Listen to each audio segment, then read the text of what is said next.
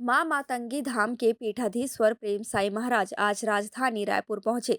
प्रयागराज महाकुंभ में हुई भगदड़ पर शंकराचार्य के बयान का उन्होंने विरोध किया और कहा कि छत्तीसगढ़ में स्वामी अविमुक्तेश्वरानंद के प्रवेश पर रोक लगाने की मांग हम सरकार से करते हैं। उनकी टिप्पणी से सनातनियों की आस्था को चोट पहुंची है। उनके छत्तीसगढ़ आगमन पर युवा भ्रमित होंगे। महाकुंभ में जो भगदड़ मची उसमें शासन प्रशासन की कोई गलती नहीं थी।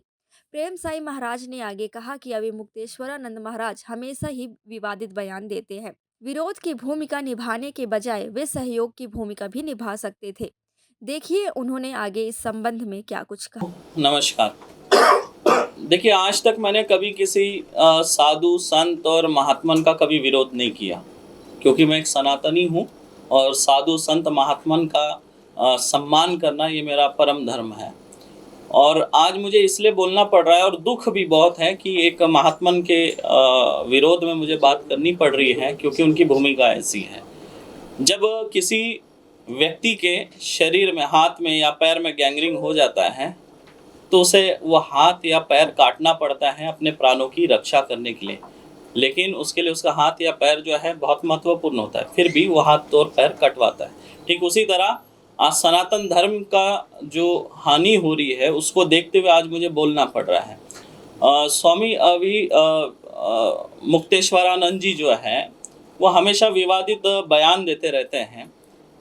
मेरा ये कहना है कि विरोध की भूमिका निभाने के बजाय सहयोग की भूमिका भी निभा सकते थे।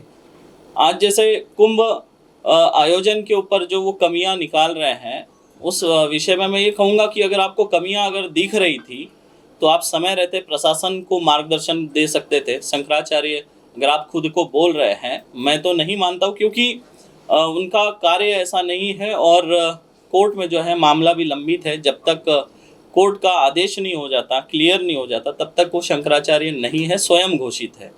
और अगर वो खुद को मानते भी है तो समय रहते प्रशासन का मार्गदर्शन कर सकते थे और योगी जी से मिलकर उनका भी मार्गदर्शन कर सकते थे। लेकिन उन्होंने मार्गदर्शन नहीं किया, क्योंकि व्यवस्था जो है सही चल रही थी। अब देखिए, जहाँ पे 10 करोड़ सनातनी है, इतनी भीड़ है, वहाँ पर अगर एक घटना घटित हो जाती है तो उसके लिए जिम्मेदार कौन? 10 करोड़ जनसंख्या में वहाँ भीड़ थी और जो भीड़ है वो आपाक होती है, पुलिस के बैरिकेड तोड़ती है और आगे बढ़ती है। तो इसमें प्रशासन कहाँ से जिम्मेदार हुआ या योगी जी कहाँ से जिम्मेदार हुए? गलती तो इसमें भीड़ की थी, जो मतलब नियमों का उल्लंघन करके बैरिकेड तोड़कर आगे बढ़ती है और एक दुर्घटना घटित होती है वहाँ पर। तो उसको जो है दुर्घटना के नज़र से देखना चाहिए, ना कि उसको एक राजनीतिक टच देना चाहिए। क्योंकि दुर्घटना घटित हुई है और जो लोगों की मृत्यु हुई है उसके लिए मैं अंदर से बहुत दुखी हूँ और हर एक सनातनी दुखी है, क्योंकि कोई नहीं चाहता था कि कुंभ में ऐसी कोई घटना हो। तो हर कोई यही चाहता था कि ये जो कुंभ है इसका आयोजन अच्छे से हो जाए और बहुत अच्छी व्यवस्था है और सारे साधु संत जो है इस कुंभ की प्रशंसा भी कर रहे हैं समय रहते। और हम जो है राज्य सरकार से मांग कर रहे हैं कि अविमुक्तेश्वरानंद जी का जो है छत्तीसगढ़ में राज्य में आना प्रवेश निषेध कर दे, क्योंकि इससे जो है युवा जो है वो भी भ्रमित हो रहे। जो एक युवक सनातन धर्म की तरफ आगे बढ़ना चाहता है, सनातन धर्म को जानना चाहता है, और यहाँ पर इनके इस तरह के विवादित जो बयान है, इससे सनातन धर्म को हानि हो रही है। जिस तरह से एक टेबल है, टेबल के 4 स्तंभ है, ठीक उसी तरह हमारे सनातन धर्म के 4 स्तंभ मतलब 4 शंकराचार्य जी है। और उसमें से अगर एक स्तंभ जो है वो कहीं ना कहीं कमजोर या डगमगाता हुआ दिख रहा है, जिसके चलते सनातन धर्म की हानि हो रही है। जिस तरह टेबल एक पहिया अगर इसका टूट जाएगा 4 पहियों में से तो टेबल स्टेबल नहीं रह सकता, वैसे सनातन धर्म भी स्टेबल नहीं रह सकता।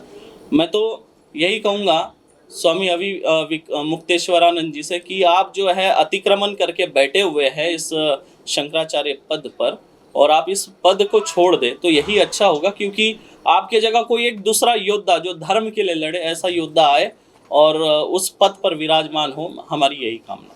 ये आपने कहा कि आप